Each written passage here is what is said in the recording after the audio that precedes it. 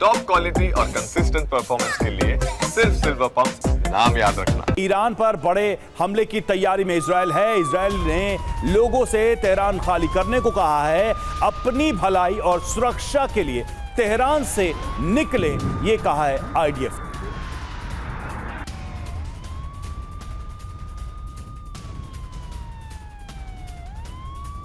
तो तेहरान के लोगों से अपनी सुरक्षा के लिए निकलने के लिए कहा है, क्योंकि बड़े हमले की तैयारी आईडीएफ की तरफ से की जा रही है।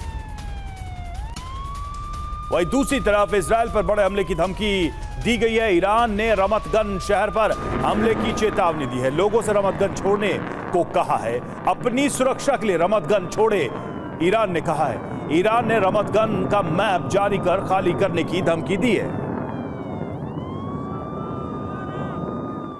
ओपी तिवारी सर, पिछले क्वेश्चन पे ही आता हूं। एनपीटी का होना ना होना क्या मायने रखता है? मतलब हमने यूक्रेन में भी देखा, जितने भी न्यूक्लियर साइट से उस पर हमले हुए ही, वहां से लीक की खबरें आई भी। इसके बाद हम ईरान की भी देख रहे हैं कि एनपीटी का मेंबर तो है ही, लेकिन दिन रात तो यही बात चल रही है कि वो परमाणु बम बना चुका है, बहुत करीब है। हफ्ते भर में ये खुद नेतन्याहू कह रहे हैं, खुद ट्रंप कहते हैं हमला भी कर देते। अगर वो एनपीटी का मेंबर है, अगर उस आईएईए और एनपीटी के क्लॉजेस को रिस्पेक्ट करता है, तो हमले की तो जरूरत ही नहीं थी, युद्ध की आवश्यकता ही नहीं थी। तो एनपीटी एग्जिस्ट कहां करता है फिर?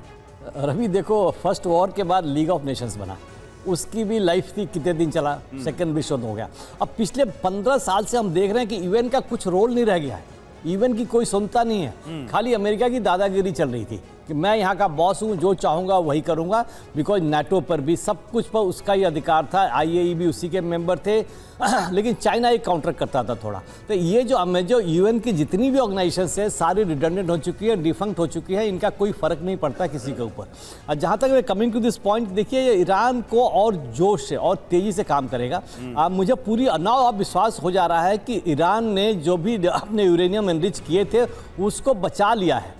बिकॉज ऑब्वियसली जब उनको पता था कि हमारे ऊपर अटैक होने वाला है तो बचा लिया। या हो सकता है कि इतना डीप है, इतना डीप था जहाँ पर कि कई कंक्रीट के लेयर होगी, तो वहाँ इनका जो बंकर बस्टर जो बॉम्ब था उतना आगे नहीं जा पाएगा। बिकॉज उसकी भी एफिशिएंसी एक सॉफ्ट मिट्टी में घुसने की 300 फीट तक थी, तो उसका डिस्ट्रक्शन तो नहीं हुआ।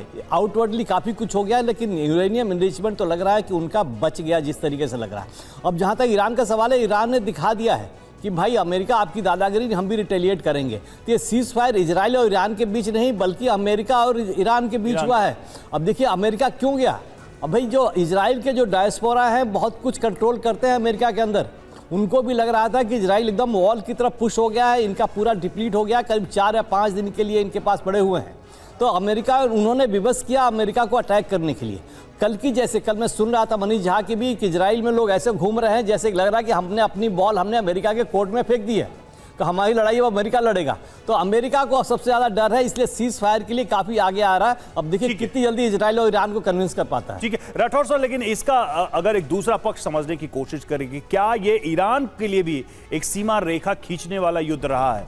मतलब अमेरिका और इजराइल ने ईरान को ये बहुत अच्छे से समझा दिया है कि अगर वो इस जिद पे आगे बढ़ता है तो आने वाले समय में और भयानक हमले झेलने के लिए वो तैयार रहे, यहीं पे रुक जाए तो अच्छा है, क्योंकि हम इस प्रीटेक्स्ट पे या इस रीजन पे कि आप परमाणु बम हासिल करेंगे, हम आपके देश पर हमला कर सकते हैं।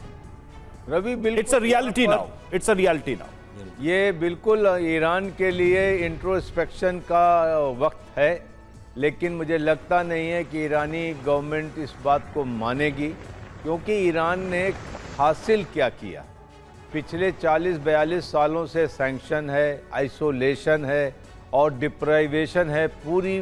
मुझे लगता है सर ईरान में एक ही चीज हासिल हुई, अगर आप इस पे बेहतर बता पाएं, कि खामनेई ने अपने को एक तरीके से रीलाइसेंस कर लिया है। खामनेई ने अपनी वैलिडिटी को एक बार फिर से अपने ईरान के अंदर पुख्ता कर लिया, और कुछ हुआ हो चाहे ना हुआ। जी हाँ, मैं वही बता रहा हूँ आपको कि इतने सब चीज़ों के बाद ये टाइम है ईरान के लिए कि ये एक बार सोचे बैठ के, क्या वो विश्व में वापस लौटना चाहेंगे, क्या अपनी हठ धर्मिता छोड़ेंगे।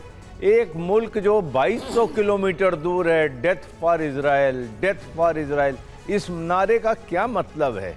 आप 4 मिलिशिया खड़ा करके इजराइल को घेर रहे हो, गोलबंदी कर रहे हो, बड़े खुश हो रहे हो, और 2 साल के अंदर अंदर इसका आपको प्रतिफल मिल गया, आपके शहरों पर बम आज भी गिर रहे हैं। तो यहाँ पर एक बहुत बड़ी चीज़ है कि इंट्रोस्पेक्ट करें कि आपका क्या तरीका हो। अच्छा, एक और बात है, सबसे बड़ी बात है कि 12 दिनों में आपको ये भी पता चल गया कि आपके मित्र कौन है या शत्रु कौन है। कोई आपकी मदद के लिए आया नहीं है। जब नहीं आया तो आप इसे रिकैलिब्रेट करें अपनी फॉरेन पॉलिसी। बल्कि जिनके मित्र होने की बात कही जा रही थी उन्होंने अमेरिका को और इजराइल को मदद की है ईरान पर हमले में, ये भी अब साफ साफ पिक्चर में आ चुका है। ऐसे में सवाल ये है कि क्या आने वाले समय में इस आक्रामक नीति पर ईरान आगे बढ़ेगा या फिर इससे पीछे हटकर वैश्विक जो कूटनीति है उसका हिस्सा बनने का प्रयास ईरान करेगा। ये काफी अहम सवाल है ईरान के अपने फ्यूचर के लिए भी।